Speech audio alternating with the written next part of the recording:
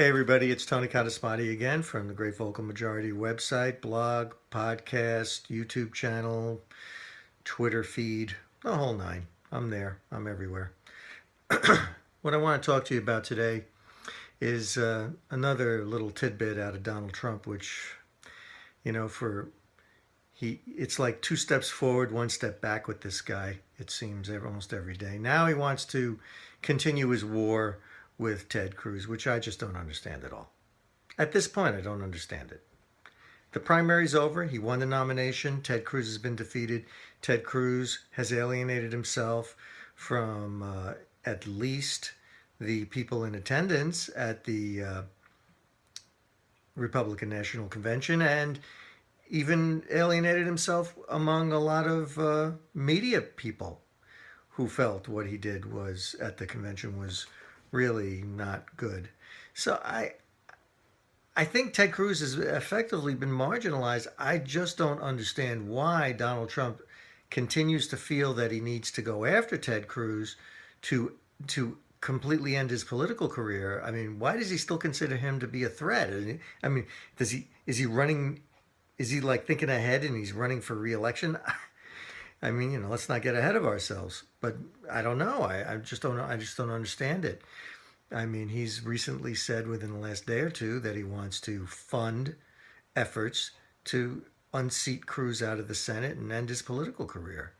He's even, when he was asked about like some of the things he said about Ted Cruz's father being involved with the JFK murder, that he even tried to validate or not validate, reinforce what he actually said about it. I mean, this is really not a place where Donald Trump should be going right now. He should be avoiding any talk of Ted Cruz. And focus entirely on winning the election. Why in the world is he even thinking of Ted Cruz at this point? It is baffling, just baffling to me why he would do that. And stop and think about it. You think about how obsessed you have to be about a person to continue to be doing this, and how vindictive you are. That kind of makes you wonder, is that going to be what he's going to be like as president? I mean, we have a president who's kind of like that right now. I mean, what he did with Dinesh D'Souza, President Obama, or at least the Justice Department, what they did with Dinesh D'Souza. I mean, he shouldn't have had to be tried for something like that. It could have been easily remedied with a fine, but they needed to go after him, and Trump seems to be cut from the same cloth. And that's very disturbing to me. There's nothing that's going to make Hillary Clinton appear more reasonable than Donald Trump acting like this.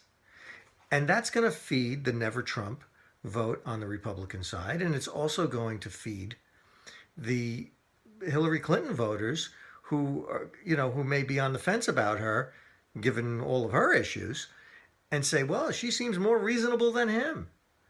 Because she's definitely going to fake that. She's going to come out and fake being more reasonable than Trump, when we all know that she's even more of a lunatic than he is. He's kind of eccentric.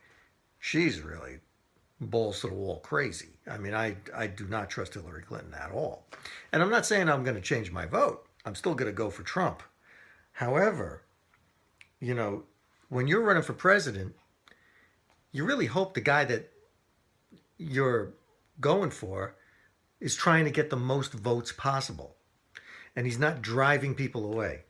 It seems to me that people who supported Ted Cruz in the primary and are undecided about whether or not to vote for Trump or maybe some minor party candidate would but they're low-hanging fruit for Trump compared to any outreach that Trump may have to Bernie Sanders supporters or gay rights activists or say a kind word about black youth unemployment, and like he did during his address, his acceptance speech.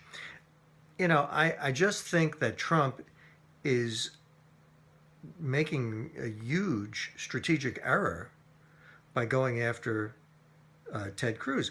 Let's be honest, it's a lot harder to get a Democrat voter that, let's use the what he did in his speech, like when he made an outreach comment that was something of an outreach to the black voters with who were over 90% Democrat in every election for the past 50 years.